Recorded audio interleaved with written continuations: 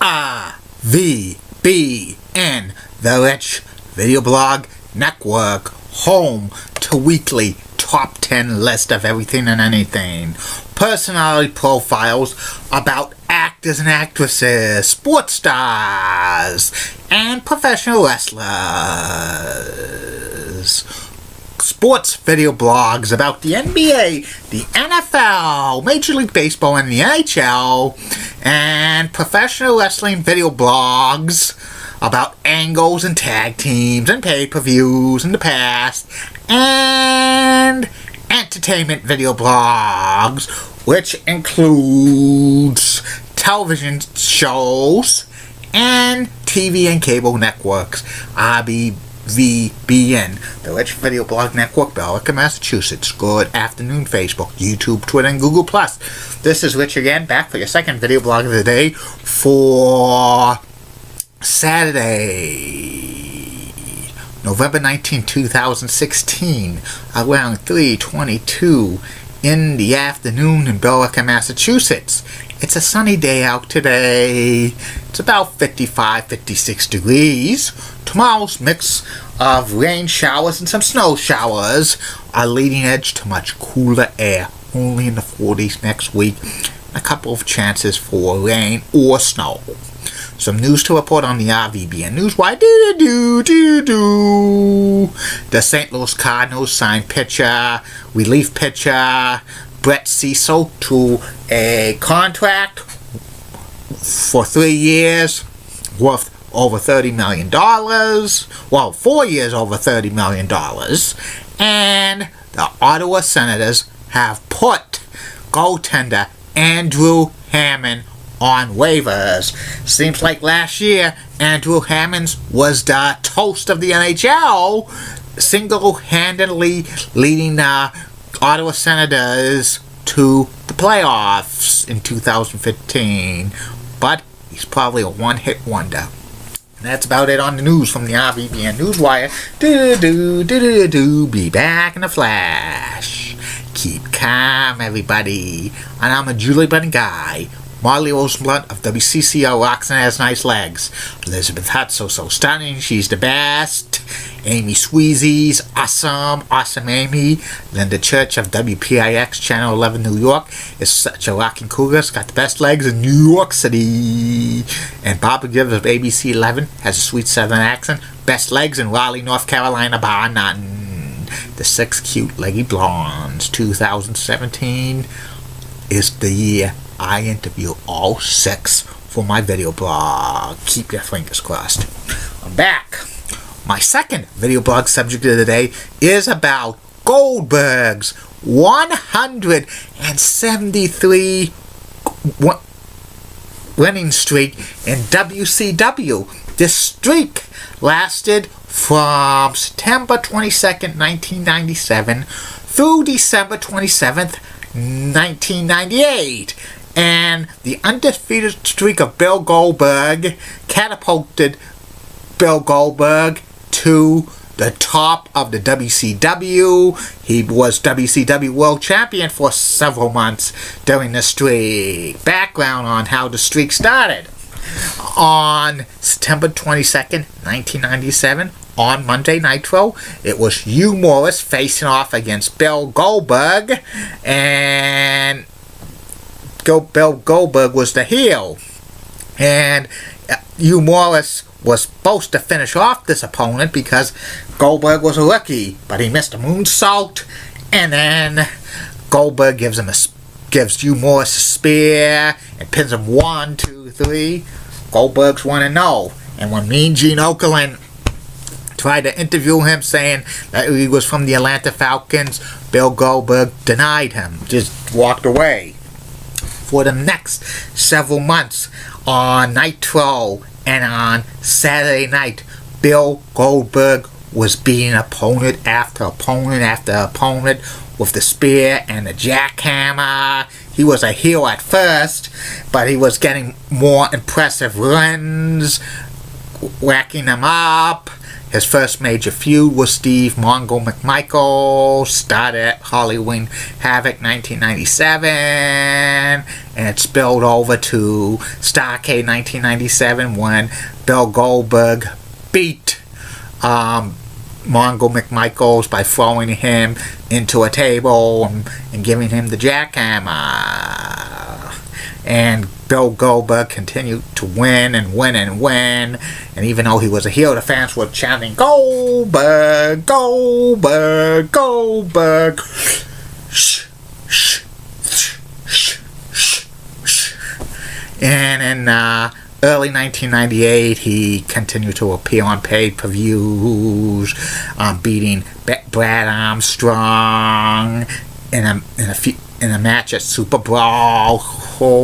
And then Bill Goldberg eventually turns face without changing his character because the fans were cheering this guy who was a heel and it made him a face. Eventually, Bill Goldberg came down on one Thunder to clear the ring of the NWO. That kind of cemented his face turn, and eventually Bill Goldberg was facing off against the top WCW stars. He beat Perry Saturn at Spring Stampede 1998, and then they were hyping him up that he was 74-0.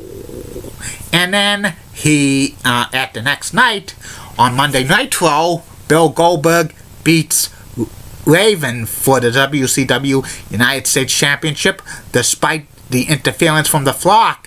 Bill Goldberg wins the WCW United States title. Now he's 75-0, and he continues to win constantly, beating Perry Saturn again at Slamboree, and then Sting at the Great American Bash, also beating Kurt Hennig in a couple of Nitros, and then the winning streak grows and grows to over 100 wins. And then on July 6th, 1998, at the Georgia Dome in Atlanta, Georgia, Bill Goldberg faces off against Scott Hall in a match. If Bill Goldberg wins, he would face off against Hulk Hogan for the WCW World title. Scott Hall tries to beat up Goldberg, but Goldberg wins, giving him the jackhammer. 1, 2, 3, and then the main event at Monday Nitro. It was Hollywood Hulk Hogan and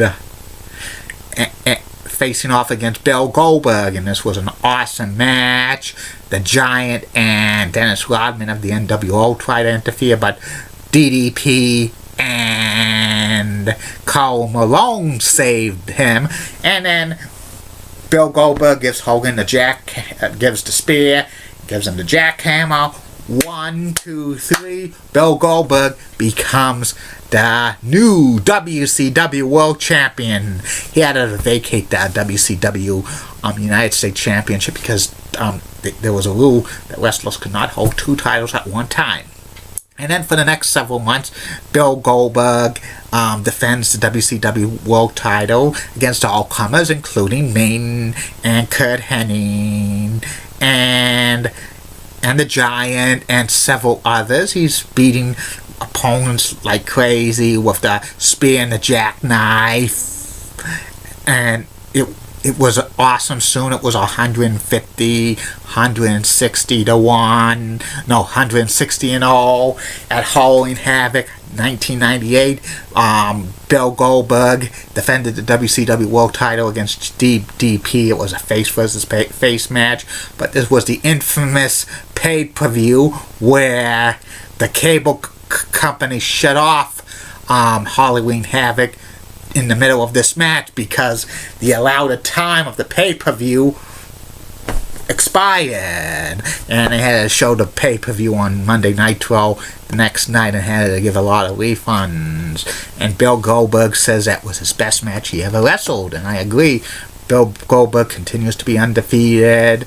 The next angle he's involved with Bam Bam Bigelow, and it was a the Beast from the East wanted to be the first one to beat Bill Goldberg. Also, Chris Jericho wanted to wrestle Goldberg, and he kind of had called him Greenberg and brought out an imposter. And also, this is when he had Ralphus. And then Kevin Nash won the 60-man Battle Royal at World War III to get the #1 contendership to the WCW World Title, and he was facing off, and he's going to face off against Bill Goldberg at Starrcade 1998.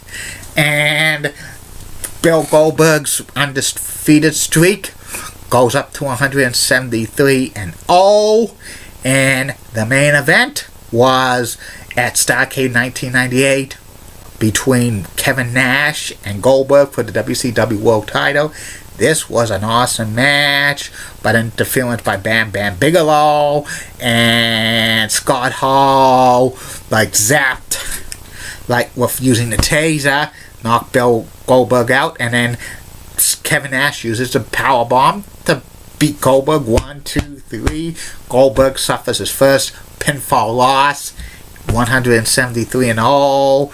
And the Goldberg undefeated streak, in my humble opinion, was very, very awesome. It was one of the best things that WCW ever did, hyping this guy up.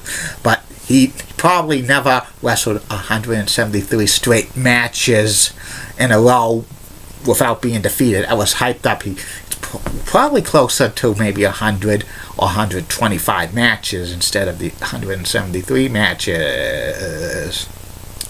But after Bill Goldberg's undefeated streak was over, kind of went for him downhill in WCW because Kevin Nash was on the booking committee, and he kind of he ruined a good thing. Bill Goldberg should continue to be undefeated for at least a couple more months or so, and have had kind of somebody who was very hot beat him instead of Kevin Nash, because Kevin Nash wasn't that hot.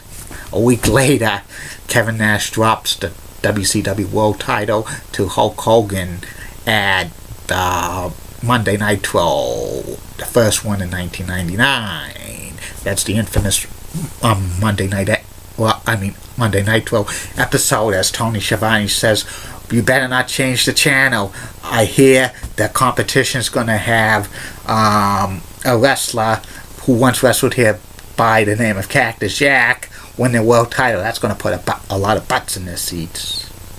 And that's about it on that. I'll be back with the third and final video blog of the night with some cliff notes of the Billerica Memorial High School Code of Conduct. Keep calm, everybody. I'm a Julie Bunny guy. Wally Roseblood of WCCO. Accent has nice legs. Elizabeth Hot so stunning. She's the best. Amy Sweezy's awesome Amy. Linda Church of WPIX Channel 11 New York. Such a rocking cougar. It's got the best legs in New York City bar none. Barbara Givers of ABC 11 has sweet southern accents. Best legs in Raleigh, North Carolina. And Len Claire of WHDH Morning Meteorologist for today in New England is so sweet, and she's got the best legs in Boston. Have a good day. Facebook, YouTube, Twitter, and Google+. Bye now.